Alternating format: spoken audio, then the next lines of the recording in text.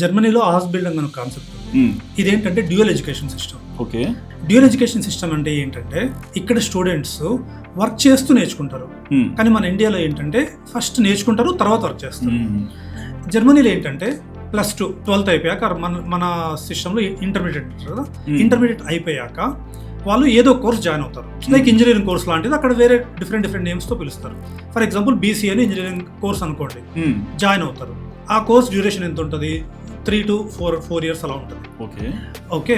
అక్కడ ఇంకోటి ఏంటంటే ఈ కోర్స్ డ్యూరేషన్స్ అనేవి డిఫరెంట్ కోర్సెస్కి డిఫరెంట్ డ్యూరేషన్స్ ఉంటాయి. కొన్ని 3 years 4 years 5 years అట్లా ఉంటాయి. సో ఇప్పుడు జాయిన్ అవుతారు. ఒక కోర్సు జాయిన్ అయ్యాక 5 days working days per week. ఈ 5 daysలో 2 days మాత్రమే కాలేజ్కి వెళ్ళి థియరీ నేర్చుకుంటారు. మిగతా 3 days ఏం చేస్తారంటే ఆఫీసెస్కి వెళ్ళి వాళ్ళు అక్కడ వర్క్ చేసే వాళ్ళని అబ్జర్వ్ చేసి, లేదంటే వీళ్ళే వర్క్ చేస్తూ నేర్చుకుంటూ వర్క్ చేస్తారు.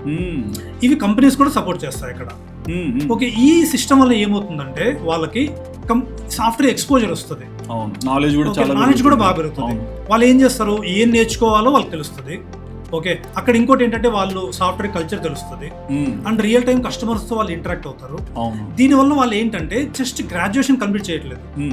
ఇప్పుడు ఇండియాలో అనుకోండి, ఇంజనీరింగ్ అయిపోయింది అనుకోండి, మీరు ఒక గ్రాడ్యుయేట్ ఆర్ ఏ ట్రైనీ, అంతే కదా. మీరు ఒకవేళ ఇంటర్న్షిప్స్ చేసినా కానీ ఇక్కడ ఒక ట్రైనీ. కానీ జర్మనీలో ఏంటంటే మీరు ఆ కోర్స్ కంప్లీట్ చేసిన తర్వాత మీరు ఆల్రెడీ ఒక వర్కింగ్ ప్రొఫెషనల్ అయిపోయి ఉంటారు. ఓకే. అండ్ ఆ 3 daysకి వాళ్ళకి స్టైపెండ్ కూడా దొరుకుతుంది.